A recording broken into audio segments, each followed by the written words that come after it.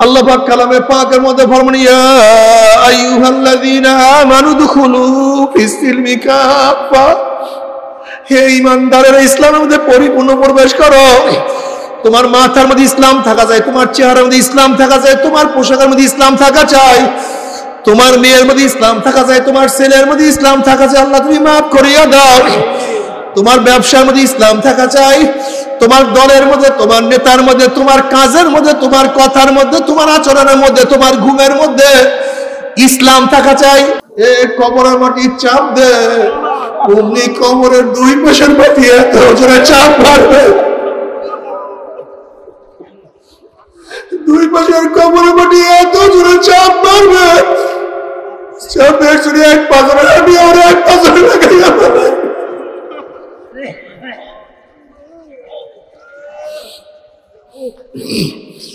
বাবার এই হাদিস বয়ান করার সময় নবী আলাইহিস সালাতু ওয়াস সালাম দুই হাতের আঙ্গুলিকে একটার সাথে আরেকটা ঢুকিয়ে বলেন, এইভাবে এক হাতের আঙ্গুলের মধ্যে আর এক আঙ্গুলি যেরকম ঢুকিয়ে গেছে, কবরের দুই পাশে মাটি এত জোরে চাপ মারবে। আল্লাহ,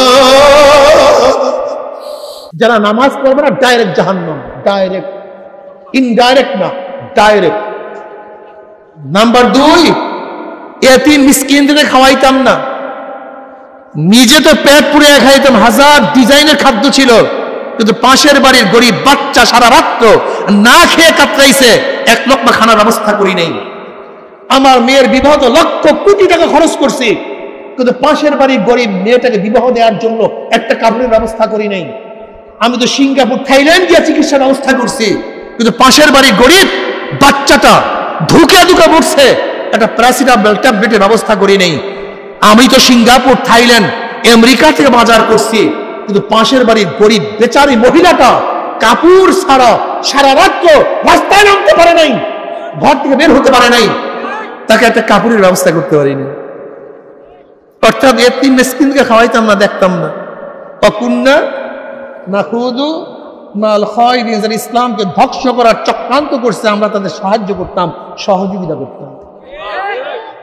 ইসলামকে ধ্বংস করার যারা ষড়যন্ত্র করছে কি করতাম? ভোট দিতাম, দল করতাম, স্লোগান দিতাম, পার্টি করতাম, চান্দা দিতাম। নাখুদু মাল খায়রিন, আমার কথা না ভাই, আমার কথা মানিয়েন না কেউ, খবরদার, আমার কথা কেউ মানিয়েন না, মানার কোনো দরকার নেই তো। লাস্তা আলাইহি বিমুসাইতির, আমি দারোগা না, আমার কথা মানার কোনো দরকার নেই, কিন্তু খবরদার বুঝিয়া শুনিয়া কবরে যান, বুঝিয়া শুনিয়া কবরে যান। যদি কাবিলের কিয়ামত পর্যন্ত সমস্ত খুনের দায়ভার বহন করতে হয়, তা তুমি যেই গুনাহ আবিষ্কার করছো, তোমার মাধ্যমে যত গুনাহ হয়েছে, এটা সব ফেরেশতারা নিবে। এর চেয়ে ভালো কাজ কি আছে? বাস তুমি একটা গুনাহ আবিষ্কার করিয়া দাও, একেবারে বংশক্রমে গুনাহ চলতে থাকবে, বাস খুব ভালো কাজ। আবার তুমি মসজিদ নির্মাণ করছো, কোনো টেনশন নাই, ঘুমাও, আমল নামায় নেক। মসজিদ করছো, যত সেজদা করবে আমল নামায়, যত জিকির হবে মসজিদের মধ্যে আমল নামায়, নেক লেখাই হতে থাকবে। মাদ্রাসা করো, যত ছাত্র বের হবে নেক। তুমি খেদমতে খল করো, নেক হইতে থাকবে। যত সদকায়ে জারিয়া, সদকায়ে জারিয়া যা কিছু করবা, তুমি ঘুমাবা, তোমার আমল নামায় নেক লেখা হইতে থাকবে। তুমি দুনিয়ার থেকে বিদায় হয়ে যাবা, তোমার কবরের নেক পুষতেই থাকবে। যত দিন চলতে থাকবে ততদিন নেক পুষতে থাকবে। এ আমার মুসলমান বাবারা, এ আমার মুসলমান যুবক বাবারা, এ আমার পর্দারা মা বোনেরা, খুব ভালো মতো বোঝার চেষ্টা করো। আমরা দুনিয়াতে খাওয়ার জন্য আসি নাই, থাকার জন্য আসি নাই। দুনিয়া থাকার জায়গা না, আগেকার কেউ থাকতে পারে না, আমরাও দুনিয়াতে থাকতে পারবো না। পারবেন নাকি? তুমি আমি কি অবস্থা? জানোয়ারের মতো। যেরকম গরু গোয়াল ঘর থেকে নামে, সারাদিন খাওয়া বাঁচা, সারাদিন গরুর চিন্তা, খাওয়া, সারাদিন খাওয়া বাঁচা, খাওয়া।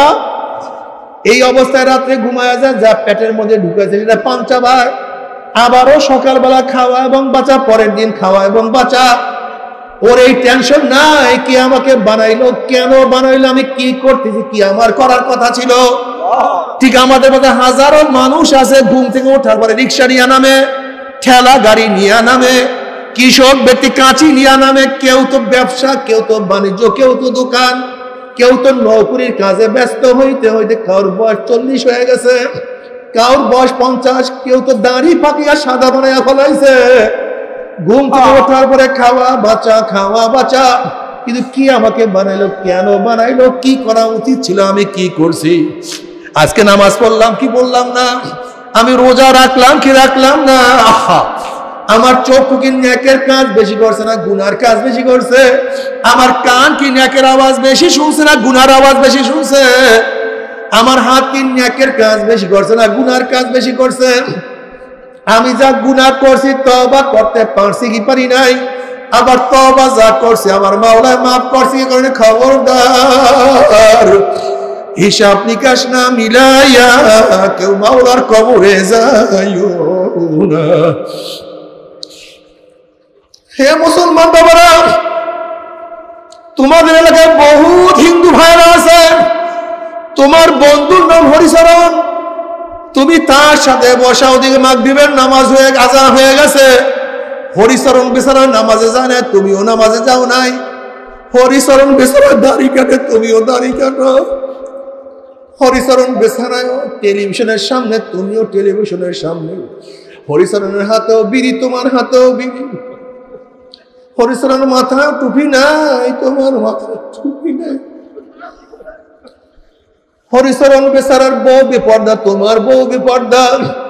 হরিচরণ সুদ খায়, ঘুষ খায়, তুমিও সুদ খাও, ঘুষ খাও। হরিচরণ যেই দল করে তুমিও সেই দল করো। হরিচরণের যে নেতা তোমারও একই নেতা। এখন আমি তোমাকে প্রশ্ন করি, তোমাকে যদি আমার মাওলার জান্নাতি নিতে, হরিচরণ বেচারা কি দোষ করছে?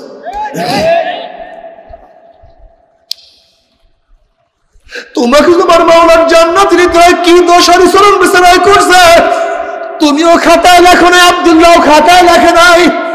তোমাকে কেন পাশ করাতে হবে? যদি তোমাকে পাশ করাইতে হয়, আব্দুল্লাহ কি ক্ষতি করছে? হে যুবক বাবারে, আল্লাহ পাক কালামে পাকের মধ্যে ফরমান, ইয়া আইয়ুহাল্লাযীনা আমানু দুখুলু ফিস সিলমি কাফা, হে ঈমানদারেরা ইসলামের মধ্যে পরিপূর্ণ প্রবেশ করো। তোমার মাথার মধ্যে ইসলাম থাকা যায়, তোমার চেহারার মধ্যে ইসলাম থাকা যায়, তোমার পোশাকের মধ্যে ইসলাম থাকা চাই, তোমার মেয়ের মধ্যে ইসলাম থাকা যায়, তোমার ছেলের মধ্যে ইসলাম থাকা চাই, আল্লাহ তুমি মাফ করিয়া দাও। তোমার ব্যবসার মধ্যে ইসলাম থাকা চাই, তোমার দলের মধ্যে, তোমার নেতার মধ্যে, তোমার কাজের মধ্যে, তোমার কথার মধ্যে, তোমার আচরণের মধ্যে, তোমার ঘুমের মধ্যে ইসলাম থাকা চাই। আল্লাহ পাক কালামে পাকের মধ্যে ফরমান, ওয়ালা তামুতুন্না ইল্লা ওয়া আনতুম মুসলিমুন। খবরদার, খবরদার, খবরদার, মুসলমান না হইয়া কেউ মরবি না। ওয়ালা তামুতুন্না ইল্লা ওয়া আনতুম মুসলিমুন। খবরদার, মুসলমান না হইয়া কেউ মরবি না। আল্লাহ না করুক, আল্লাহ না করুক, মুসলমান না হইয়া কেউ যদি মাওলার কবরে যাও, ওই কবর তো আর কবর থাকবে না। জনাবে মুহাম্মদ রাসূলুল্লাহ সাল্লাল্লাহু আলাইহি ওয়াসাল্লাম রওজার সাথে সুরাক হয়ে যাবে, রাস্তা হয়ে যাবে। ফেরেশতারা প্রশ্ন করবেন, মান হাজার রাজুল, চেন ওই ব্যক্তিকে? আল্লাহ পাকের হাজারো যুবক আছে যারা আমার নবীকে দেখিয়াই চিনিয়া ফেলাইবে। নবীর মাথার মধ্যে টুপি, তার মাথার মধ্যে টুপি, নবীর চেহারায় দাড়ি, তার চেহারায় দাড়ি, নবীর পোশাকের সাথে তার পোশাকের মিল, নবীর নীতি আদর্শের সাথে তার নীতি আদর্শের মিল, নবীর দলের সাথে তার দলের মিল, নবীর সাথে সব মিল। উম্মি বলবে যে আমার নবী জনাবে মুহাম্মদ রাসূলুল্লাহ সাল্লাল্লাহু আলাইহি ওয়াসাল্লাম। আমার মাওলার ডাক দিয়ে আমার সাদাকা আব্দি, আমার বান্দা সত্য কথা বলছে। ফাফুশুল ফরাশা মিনাল জান্নাহ ওয়াল বিসু মিনাল জান্নাহ, আমার বান্দা বান্দির গার মধ্যে জান্নাতের পোশাক লাগায়া দেয়, জান্নাতের বিছানা বিছায়া দেয়, জান্নাতের নাজ নিয়ামতের দ্বারা গোটা কবরটাকে ভরিয়া দে। আল্লাহ তুমি কবুল করিয়া নাও। কিন্তু যখনই নাফরমান বদমাশ বেঈমানকে প্রশ্ন করবে, মান হাজার রাজুল, চেন ওই ব্যক্তিকে? তখন নাফরমান দেখবেন নবীর মাথার সাথে নাফরমানের মাথার কোনো মিল নাই। নাফরমানের চেহারার সাথে নবীর চেহারার মিল নাই, নাফরমানের আদর্শ নীতির সাথে নবী এবং নবীর আদর্শ নীতির কোনো মিল নাই, ওর দলের সাথে মিল নাই, ওর কাজের সাথে মিল নাই, ওর আকীদার সাথে মিল নাই। তখন নাফরমান আমার নবীকে চিনতে পারবে না। নাফরমান বলবে হ্যাঁ হ্যাঁ লাদ্রি, হ্যাঁ হ্যাঁ লাদ্রি, আমি ওনাকে চিনি না, ওনার সাথে আমার কোনো সম্পর্ক নাই, কোনো মুহাব্বত নাই, কোনো পরিচয় নাই। অমনি আমার মাওলা বলবে কাযাবা আদুবুল্লাহ, আমার দুশমন মিথ্যা কথা বলছেন, এ কবরের মাটি চাপ দে। অমনি কবরের দুই পাশের মাটি এত জোরে চাপ মারবে, দুই পাশের কবরের মাটি এত জোরে চাপ মারবে, চাপের জোরে এক পাথরে আমি আর এক পাথরে লাগাইয়া পাবে।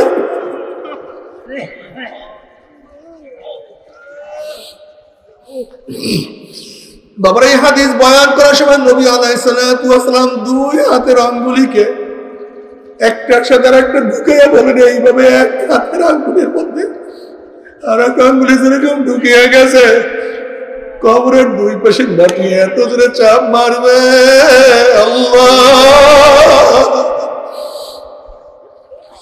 এ ফেরেশতারা কবর মধ্যে আগুন ধরাইয়া দেন, অমনি গোটা কবরটা আগুনে ভরিয়া যাবে, আল্লাহ মাফ করিয়া দেন। ইমাম গাজালি রাহমাতুল্লাহ আলাইহি বলেন, গরিবদের তুলনায় বড় লোকদের কবরের শাস্তি 70 গুণ বেশি অনুভব হবে।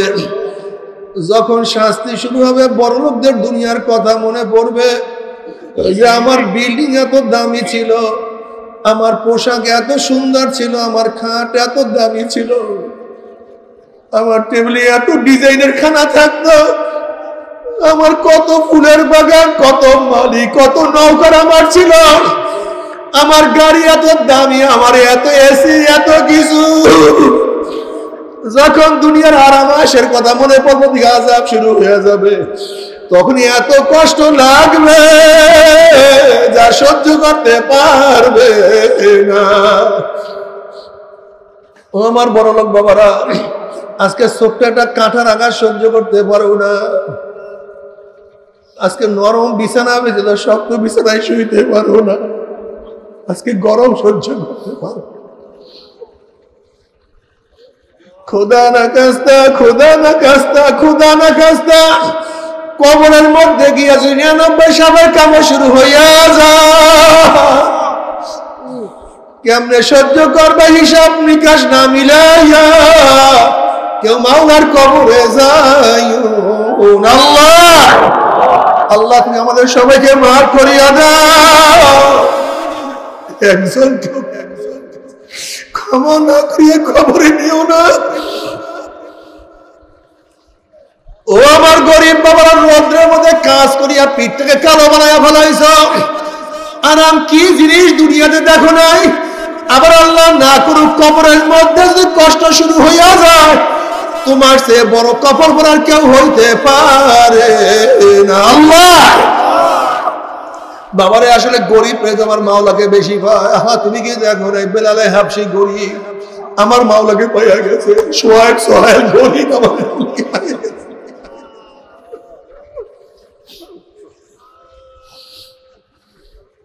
সুমাইয়া গরিব মাওলাকে পাইয়া গেছে। কত গরিব সাহাবীরা আমার মাওলাকে পাইয়া গেছে। বেলাল হাবশিয়া তো গরিব, নিজেও গরিব, বাবাও গরিব, নিজেও গোলাম, বাবাও গোলাম, দাদাও গোলাম, 1 টাকার মালিক না, 1 টাকার মালিক না, 1 শতক জমিরও মালিক না। অথচ আমার মাওলাকে এমন পাওয়া পাইছে, আরশের মধ্যে বেলাল হাবশির জুতার আওয়াজ পাওয়া যায়। বাবারা, গরিব এত বড় লোকদের তুলনায় 500 বছর আগে জান্নাতে চলে যাবে। আল্লাহ রে, ও আমার গরিব বাবারা, কেন মাওলাকে সিজদা দিবা না? তোমার সে আমার সে বড় কবর পড়া কেউ হইতে পারে না। গরিবদের সিজদা আমার মাওলা খুবই পছন্দ করে। ও রিকশাওয়ালা ভাই, ঠেলাওয়ালা ভাই, ও কৃষক মজদুর বাবারা, তুমি ঘামে ভরা, নামাজ রক্ত চলিয়া যায়, ওই ঘাম অবস্থায় পাক অবস্থায় আমার মাওলাকে সেজদা করো, ধুলার মধ্যে সেজদা করো, খালি গায়ে সেজদা করো। আমার মাওলা ফেরেশতাদের মধ্যে গর্ব করবে, দেখ ফেরেশতারা আমার গরিব, এত কষ্ট করে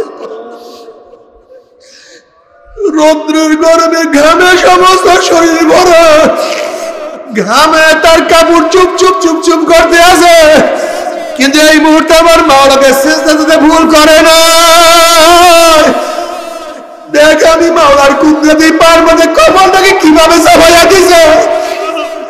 ফেরেশতারা সাক্ষী দেয় গোবর গরিবের জিন্দেগির সমস্ত গুনাহ কথা মাফ করিয়া দিল।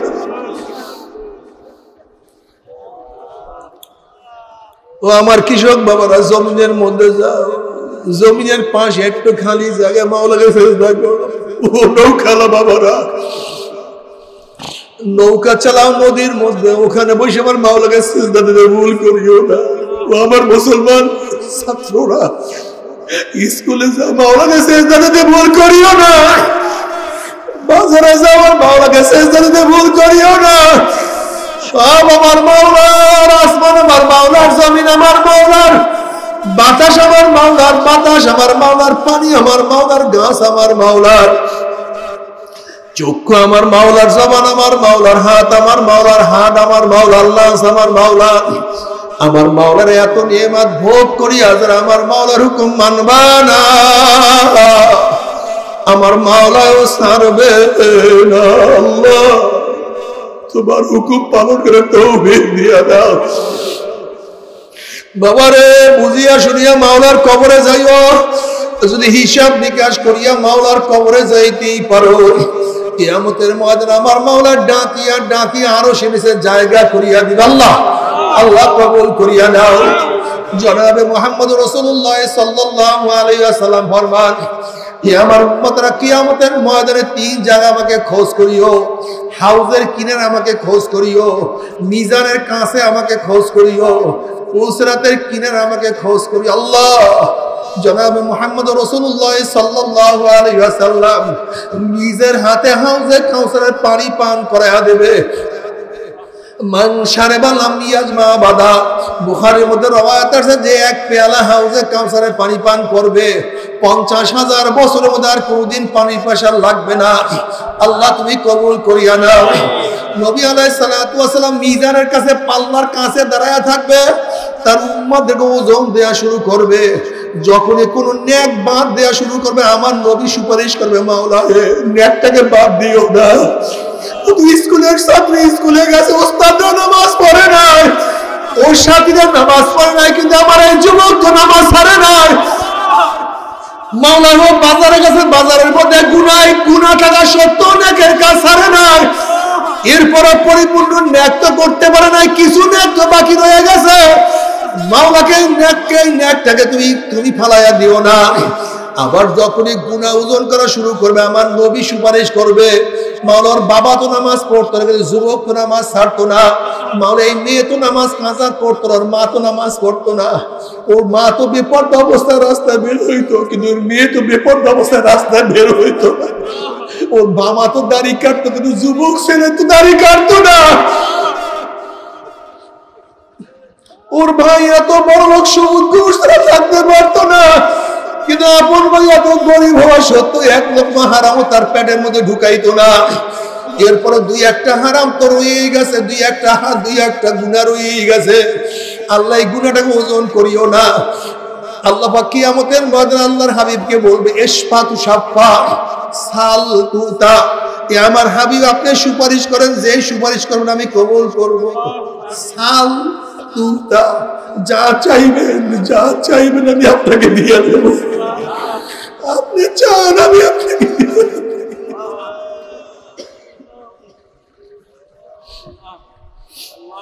কিন্তু আমার যুবক বাবারা, আমার মুরব্বী বাবারা, যদি নবী তোমাকে আমাকে চিনতে না পারে, তোমার চেহারার সাথে নবীর চেহারার মিল না থাকে, তোমার কাজের সাথে নবীর কাজের মিল না থাকে, তোমার নীতি আদর্শের সাথে আমার নবীর নীতি আদর্শের মিল না থাকে, আমার নবী তোমাকে চিনতে পারবে, তোমাকে সুপারিশ করবে না। আমার নবী তোমাকে সুপারিশ করবে না, হাউজে কাউসারের পানিও পান করাবে না। আর কিয়ামতের ময়দানে হাউজে কাউসারের পানি ছাড়া আর কোনো পানি না। আল্লাহ তুই আমাদের সবাইকে মাফ করিয়া দাও। ও আমার জ্ঞানী বাবার, ও আমার পর্দার জ্ঞানী মা বোনেরা, কেন খেয়াল করো না আজকে গরমের দিনে সূর্যের গরমে টিকতে পারি না, ছায়া ঘেরা দুনিয়া, ঠান্ডা দুনিয়া, এই সূর্যের গরমে মানুষ মারা যাইতে আছে।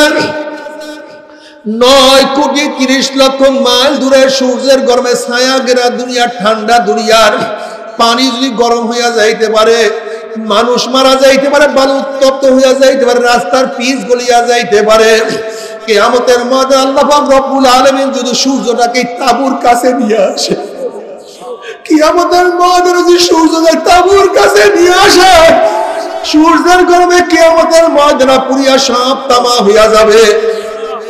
কিয়ামতের ময়দানে পুরিয়া তামা হইয়া যাবে, মানুষ লাফাইতে থাকবে, কেউ দাঁড়াইতে পারবে না।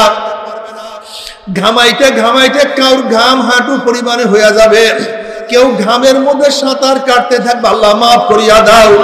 ওইদিকে আল্লাহ পাক রব্বুল আলামিন বলেন লিমানিল মুলকুল ইয়াউম লিল্লাহি ওয়াহিদিল কাহ্হার। এ ফেরাউনে হামানে সাদ্দাত, আজকে দিনের বাদশাহী কার?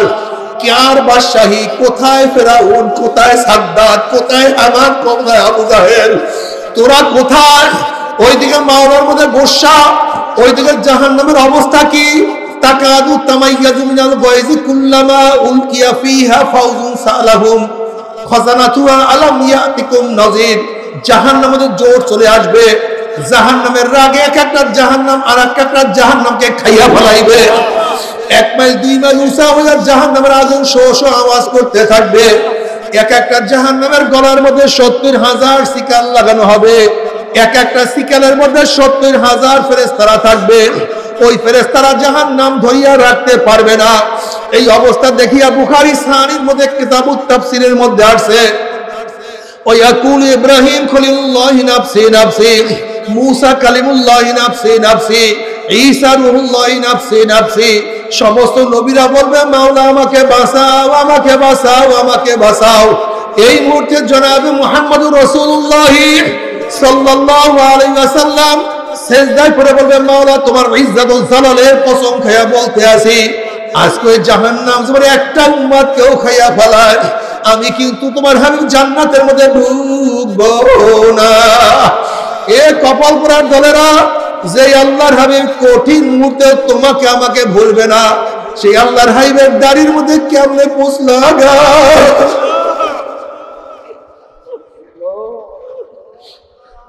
কেমনে পৌঁছলা গা? কোন স্ত্রীর প্রেমে পড়িয়া, কোন বন্ধু ঢোকায় পড়িয়া, কোন সমাজের লজ্জায় পড়িয়া একটু কি ব্যথা লাগে না?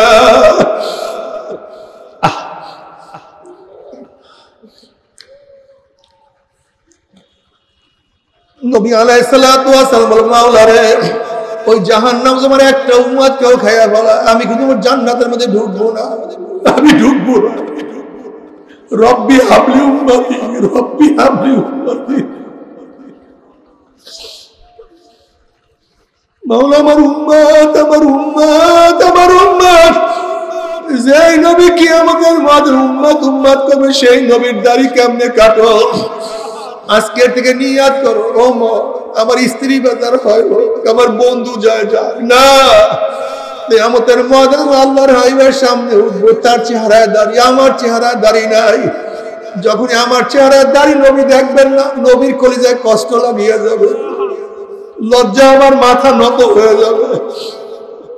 না, কিয়ামতের ময়দানে আল্লাহর হাবিবকে আমি কষ্ট দেব না, লজ্জায় আমিও মাথা নত করব না। না, আজকের থেকে আমি আর দাড়ির মধ্যে পোস্ট মারবো না ইনশাআল্লাহ। কে কে নিয়াত করতে পারো? নারায়ে তাকবীর, নারায়ে তাকবীর। আল্লাহ তুমি কবুল করিও। আল্লাহ আমি আমার কাজ করলাম, তুমি তোমার কাজ করিও। আমি ওয়াদা করে রাখলাম, তুমি আমল করার তৌফিক দিয়া দিও আল্লাহ। বাবা আজকে থেকে নিয়াত করো, জীবন যা কাটতা নামাজ আর কাজা করবে না। আমি আর নামাজ কাজা করব না, আমি আর নামাজ কাজা করব না। রাজি আছেন ইনশাআল্লাহ? 5 ওয়াক্ত নামাজ পড়বে ইনশাআল্লাহ। কে কে নিয়াত করবেন? নারায়ে তাকবীর। আল্লাহ তুমি কবুল করিও না, আল্লাহ তুমি কবুল করিও না। যদি ইবাদত করে উঠতেই পারো, ফাআম্মা মান উতিয়া কিতাবাহু বিয়ামিনি ফায়াকুলু হা উমকরাউ কিতাবিয়া ইন্নী যানানতু আন্নী মুলাকিন হিসাবিয়া ফাহুয়া ফি ঈশাতির রাদিয়া ফি জান্নাতিন আলিয়া কুতুবুহা দানিয়া কুলু ওয়াশরাবু হানিগাম বিমা আসলাফতুম ফিল আইয়ামিল খালিয়া। আল্লাহ কবুল করিয়া নাও। ওয়া আম্মা মান উতিয়া কিতাবাহু বিশিমালি ফায়াকুলু ইয়া লাইতানি লাম উতা কিতাবিয়া ওয়া লাম আদরি মা হিসাবিয়া ইয়া লাইতানি কানাতিল কাযিয়া মা আবনা আন্নী মালিয়া হালাকান্নি সুলতানিয়া খুযুহু ফাগুল্লুহু সুম্মাল জাহিমা সাল্লুহু সুম্মা ফি সিলসিলাতিন যারুহা 70 যিরাআন ফাসলুকুহু। যাদের আমলনামা বাম হাতে পড়িয়া যাবে, বাম হাতটা সিনা ফাড়িয়া পিছন দিয়ে চলিয়া যাবে, বলবে আফসোস যে আমি আমার আমলনামা না পাইতাম। এত নামাজ কাজার গুনাহ, এত রোজা ছাড়ার গুনাহ, এত বেপরদা জেনার গুনাহ, এত মদের গাজার গুনাহ, ইয়াবার গুনাহ, এত সুদের ঘুষের গুনাহ যদি আমি আমার আমলনামা না পাইতাম, আমি আমার আমলনামা না দেখতাম, বিচারের সম্মুখীন না হইতাম, কবর আমার শেষ হইয়া যাইতো, কিয়ামতে না উঠতাম, আমার মাল কোথায়? কোথায় আমার ক্ষমতা? কোথায় আমার জায়গা? কোথায় আমার জমিন? কোথায় আমার টাকা? কোথায় আমার মেম্বারি? কোথায় আমার চেয়ারম্যানি? কোথায় আমার পীরগিরি? কোথায় আমার এমপিগিরি? কই কিছুই তো নাই। আফসোস করবে। আল্লাহ পাক বলবে খুযুহু ফাগুল্লুহু, এ ফেরেশতা নাফরমানকে ধর, ওকে বান্ধিয়া ফেলা। এই আওয়াজ দেওয়ার সাথে সাথে একদল জাহান্নামের ফেরেশতারা 70 গজ লম্বা লম্বা জাহান্নামের শিকল নিয়া নাফরমানকে প্যাঁচ দিয়া ফলাইবে, আল্লাহ মাফ করিয়া দাও। নাফরমানকে বান্ধিয়া টানতে টানতে মিন ওয়ারাই জাহান্নাম, জাহান্নামে নিক্ষেপ করবে। 70 বছর পর্যন্ত জাহান্নামে যাইতেই থাকবে, যাইতেই থাকবে। জাহান্নামের ডাইনে আগুন, বামে আগুন, উপরে আগুন, নিচে আগুন, সামনে আগুন, পিছনে আগুন। 70 বছর পর্যন্ত জাহান্নামে যাইতেই থাকবে, যাইতেই থাকবে। বাবা সহ্য করতে পারবি? ওই জাহান্নামের এক সেকেন্ড আযাব কেউ তো সহ্য করতে পারবো না। তবে মুমিন মুসলমান বলতে সবাইরই মনে চায় গুনাহ থেকে ফিরিয়া নেক আমল করিয়া মাওলার জান্নাতে কিন্তু সবাইরই যাইতে মনে চায়। গুনাহ দিয়া মাওলার জাহান্নামে কাউরি কিন্তু যাইতে মনে চায় না। কিন্তু কেনই বা আমরা নেক আমল করতে পারি না, কেনই বা গুনার কাম ছাড়তে পারি না?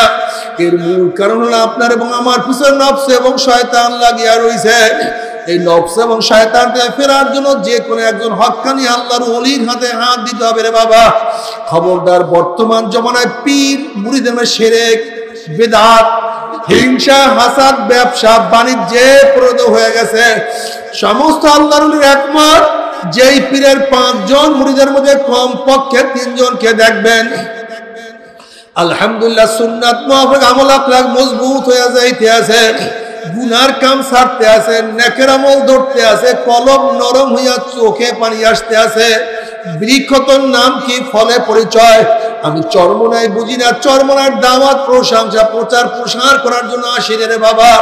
চরমনায় যাবার তোমার কোনো দরকার নাই, কোনো দরকার নাই, কোনো দরকার নাই। তুমি যার কাছে গিয়া পারো গুনার কাম ছাড়ো, নেকের আমল ধরো, কলম নরম করিয়া চোখে পানি নিয়ে মাওলার কবরে যাইও। যেরকম দুনিয়ার ঘরে আগুন লাগলে পানি ছাড়া নিভানো যায় না, ঠিক তদ্রুপ তোমার এবং আমার গুনার দ্বারা যে জাহান্নামের আগুন জ্বলিয়া রইছে, চোখের পানি ও ছাড়া কিন্তু জাহান্নামের আগুন নিভানো সম্ভব না। কাজে বাবা আমার জন্য দোয়া চাই, আমিও দোয়া করি, সবাই সবার জন্য প্রাণ খুলিয়া দোয়া করো, যেন কিয়ামতের ময়দানে গলাগলি বাঁধিয়া মাওলা একসাথে জান্নাতে যাওয়ার তৌফিক দিয়া দেয়। আল্লাহুম্মা আমিন, আল্লাহুম্মা আমিন। ও আমার পর্দার মা বোনেরা, দুই হাত তুলিয়া মাওলার দরবারে কান্দো।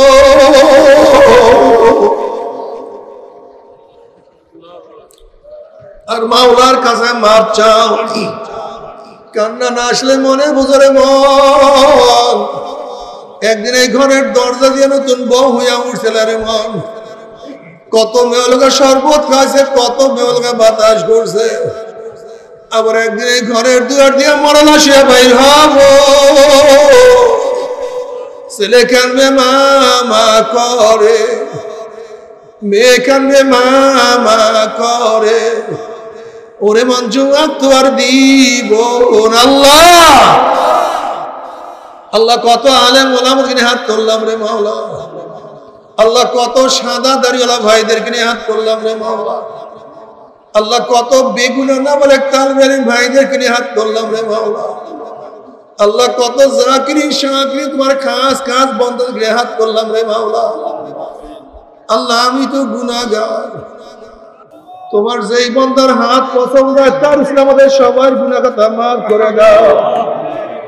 আল্লাহ মাফ করবাই না, ক্ষমা করবাই না। তোমার বন্দার এখানে কেন আসছে, কি পাওয়ার জন্য আসছে? আল্লাহ আমরা কম্বল নেওয়ার জন্য আসি নাই, রিলিফ নেওয়ার জন্য আসি নাই। কেউ নামাজ কাজা করিয়া ফেলাইছি, কেউ রোজা সারিয়া দিছি, কেউ বেপরদা অপকর্মের মধ্যে লিপ্ত হয়ে গেছি, কেউ হারাম কবিরা গুনাহ করিয়া ফেলাইছি। আল্লাহ আমরা জাহান্নামের কাজ করিয়া ফেলাইছি। আল্লাহ জাহান্নামের খাতা থেকে আমাদের নামটা কাটিয়া দাও। আল্লাহ জাহান্নামের খাতা থেকে আমাদের নামটা কাটিয়া দাও। আল্লাহ জান্নাতুল ফিরদাউসের মধ্যে আমাদের নামটা উঠায়া নাও। আল্লাহ তুমি মাঠের দিকে তাকাইয়া দেখো, তুমি মাঠের দিকে তাকাইয়া দেখো, তোমার বন্ধুরা কেন কান্দে? আমাদের ছেলেও মারা যায় না, মেয়েও মারা যায় না, দুনিয়ার বিপদেও পড়ি না। কেউ নামাজ কাজা করিয়া ফেলে, কেউ রোজা সারিয়া দিছে, কেউ বেপরদা অপকর্মের মধ্যে লিপ্ত হয়ে গেছে। আল্লাহ আমরা জাহান্নামের কাজ করিয়া ফেলাইছি। আল্লাহ জাহান্নামের খাতা থেকে নামটা কাটিয়া দাও, জান্নাতুল ফেরদাউসের মধ্যে নামটা উঠায়া দাও। আল্লাহ আমার যুবক বাবাদেরকে কবুল করিয়া দাও। আল্লাহ আমার মুরব্বী বাবাদেরকে কবুল করিয়া নাও। আল্লাহ আমার মা বন্ধুকে কবুল করিয়া নাও। আল্লাহ আমরা যারা হাত করলাম জানি না কার মা নাই, বাবা নাই, স্ত্রী নাই, সন্তান নাই, দাদা নাই, দাদু নাই, নানা নাই, যত মুমিন মুমিনাত মুজাহিদরা কবরে শুয়ে রয়েছে সবার কবরে আযাবকে মাফ করে দাও। খাস করে আমাদের শাইখ ও মুর্শিদের কবরকে জান্নাতের বাগিচা বানাও। মা দাদা সব তামাম দুনিয়ার মাশায়েখদের মাকামকে জান্নাত মধ্যে বুলন্দ করে দাও। আল্লাহ লঞ্চে আমাদের ট্রলারে ডুবিয়ে আমার অনেক ভাই আজকে দুনিয়াতে নেই, তাদের খবর জান্নাতের বাগিচা বানাও।